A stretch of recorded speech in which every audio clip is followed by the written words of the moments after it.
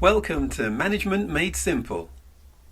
Hi, today I want to talk about the 7 worst pieces of career advice people get and what are the smarter moves to consider instead. You see, while some guidance can be gold, other advice can lead you astray. So let me break down the 7 worst pieces of career advice and explore some smarter strategies that could actually help you in your career. Number 1, fake it till you make it. Now, the reason why this is bad advice is it suggests that you should pretend to be confident or skilled until you eventually become those things. Now, while a bit of confidence is useful, pretending can backfire if you're not genuinely prepared. It can damage your credibility and lead to stressful situations where you're caught off guard. So the smarter move would be to focus on continuous learning and skill building. Instead of faking it to try and make it, invest in real knowledge and experience. Seek out training, mentorship and hands-on opportunities to build competence and authenticity. Number 2, hard work always pays off. Now, the reason why this is bad is because there's no guarantee that working hard is going to make you successful. Working long hours without a strategy or direction can lead to burnout rather than career advancement. The smarter move would be to work smart, not just hard.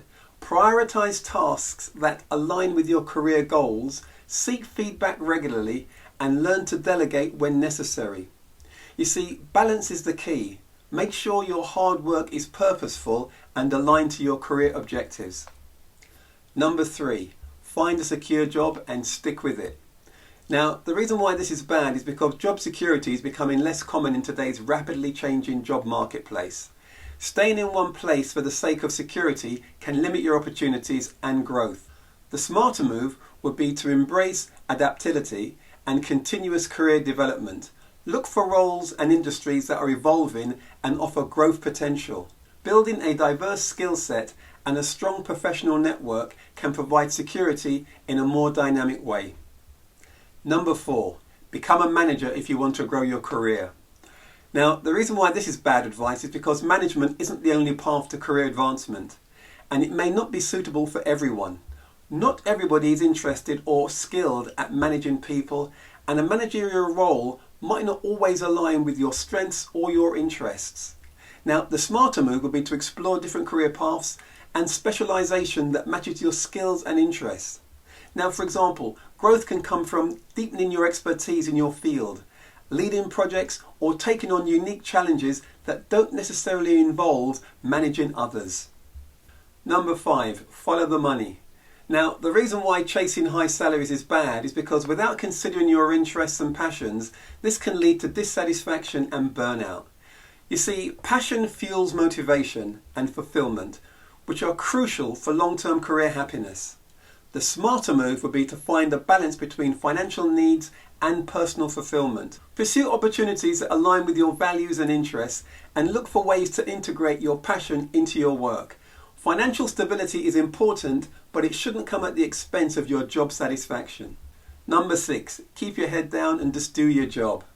Now, the reason why this is bad advice is because it suggests that you should not draw attention to yourself and only focus on doing your tasks.